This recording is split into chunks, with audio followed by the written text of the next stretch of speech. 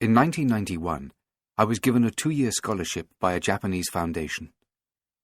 The idea was to give 7 young English people with diverse professional interests, engineering, journalism, industry, ceramics, a grounding in the Japanese language at an English university, followed by a year in Tokyo.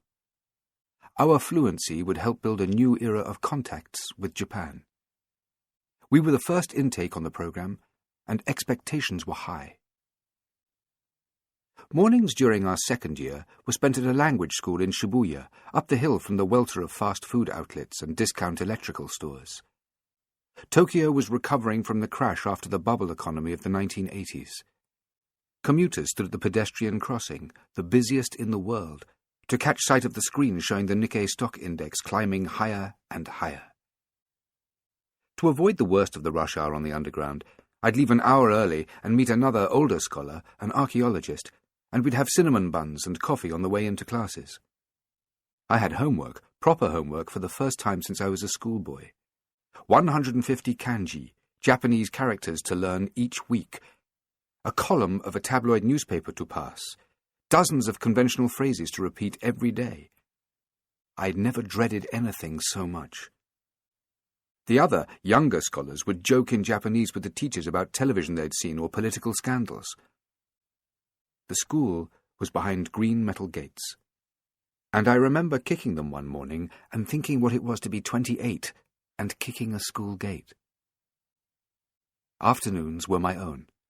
2 afternoons a week I was in a ceramics studio, shared with everyone from retired businessmen making tea bowls to students making avant-garde statements in rough red clay and mesh. You paid your subs and grabbed a bench or wheel and were left to get on with it. It wasn't noisy, but there was a cheerful hum of chat. I started making work in porcelain for the first time, gently pushing the sides of my jars and teapots after I'd taken them off the wheel. I had been making pots since I was a child and had badgered my father to take me to an evening class. My first pot was a throne bowl that I glazed in opalescent white with a splash of cobalt blue. Most of my schoolboy afternoons were spent in a pottery workshop, and I left school early at 17 to become apprenticed to an austere man, a devotee of the English potter Bernard Leach. He taught me about respect for the material and about fitness for purpose. I threw hundreds of soup bowls and honey pots in grey stoneware clay and swept the floor. I would help make the glazes, careful recalibrations of oriental colours. He had never been to Japan, but had shelves of books on Japanese pots. We would discuss the merits of particular tea bowls over our mugs of milky mid-morning coffee. Be careful, he would say, of the unwarranted gesture. Less is more. We would work in silence or to classical music.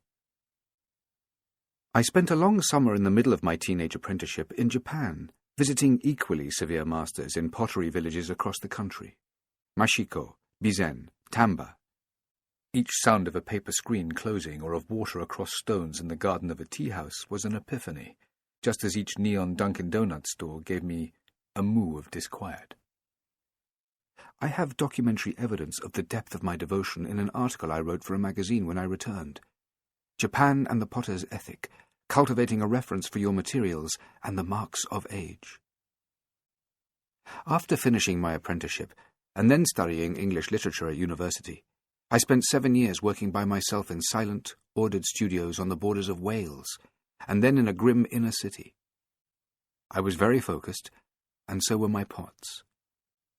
And now, here I was in Japan again, in a messy studio next to a man chatting away about baseball, making a porcelain jar with pushed-in gestural sides.